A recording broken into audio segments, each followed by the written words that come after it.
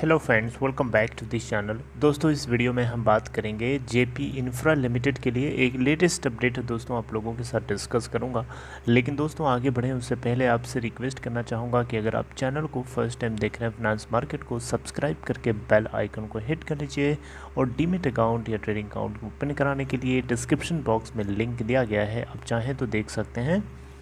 दोस्तों, JP infra limited में last trading session में आप देखें तो एक खबर के चलते यहाँ पे तेज़ी दिखाई दे रही है। जेपी इंफ्रा लिमिटेड में आप देखें तो टोटल अब देखिए यहाँ पे जो है ओपन हुआ था 1.90 के ऊपर और 1.95 का अपर सर्किट और उसी के ऊपर बंद हुआ।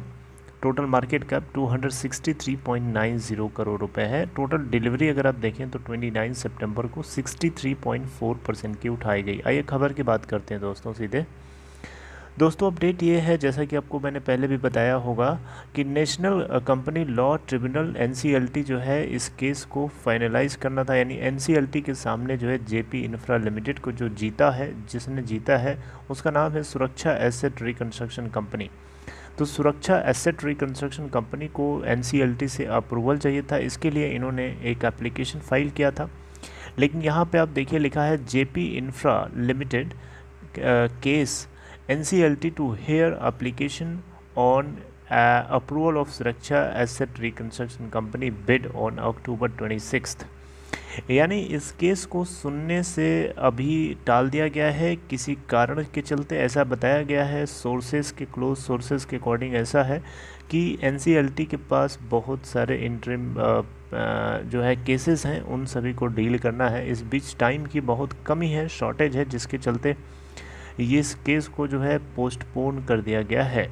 अक्टूबर 26 को इस केस को फिर से रिज्यूम किया जाएगा। जैसा कि आपको मैंने बताया है कि नेशनल सुरक्षा asset reconstruction company JP infra को एक्वायर करने के लिए बिड को जीत लिया था NBCC से।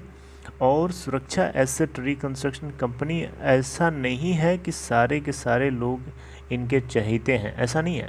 सुरक्षा एसेट रिकंस्ट्रक्शन कंपनी के इस रेजोल्यूशन प्लान के विरोधी बहुत लोग हैं। एक तो जयप्रकाश एसोसिएट्स लिमिटेड खुद है, जो कि इसकी पेरेंट कंपनी है। इसके अलावा कुछ बैंक्स भी हैं, इसके अलावा जो फाइनेंशियल क्रेडिटर्स हैं वो भी हैं, इसके अलावा जो स्टेक होल्डर्स हैं वो भी हैं। स्टेक होल्डर्स इसलिए हैं क्योंकि इस कंपनी को ऐसा सुनने में आया था कि 35% जो माइनॉरिटी शेयर होल्डिंग है इसको ये इरेज कर देंगे, यानी इनकी इक्विटी ज़ीरो कर देंगे, जिसको लेकर के दिल्ली हाई कोर्ट ने क्वेश्चंस खड़े किए थे। लेकिन क्वेश्चंस के बाद अभी तक कोई रिस्पॉन्स न सरकार की तरफ से मिला, न सेबी की तरफ से मिला।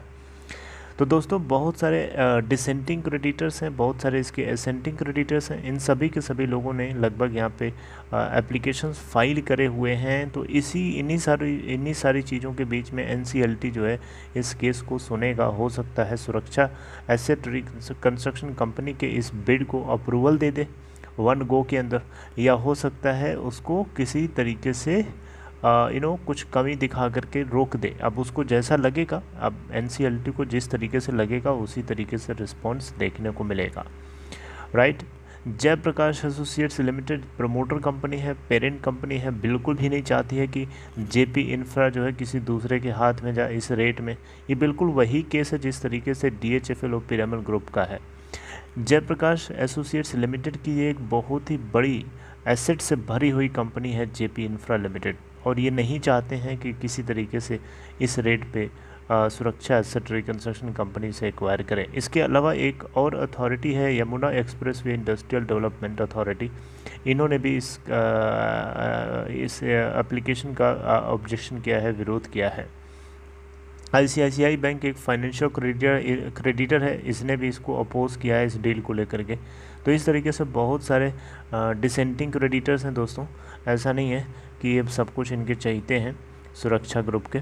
तो दोस्तों जो कुछ आगे डिस्कशन होगा अगले महीने अक्टूबर 26 को, वो हम तो डिस्कस करेंगे ही करेंगे। उससे पहले अगर कुछ होता है वो भी मैं आप लोगों से डिस्कस करूँगा। तो सुरक्षा एसेट जेपी इंफ्रा लिमिटेड को लेकर के एक छोटी सी वीडियो, अगर आपको अच्छी लगी हो इस वीडियो को लाइक शेयर कर सकते हैं और अपना ख्याल रखिए। Take care, we will discuss something next with next video.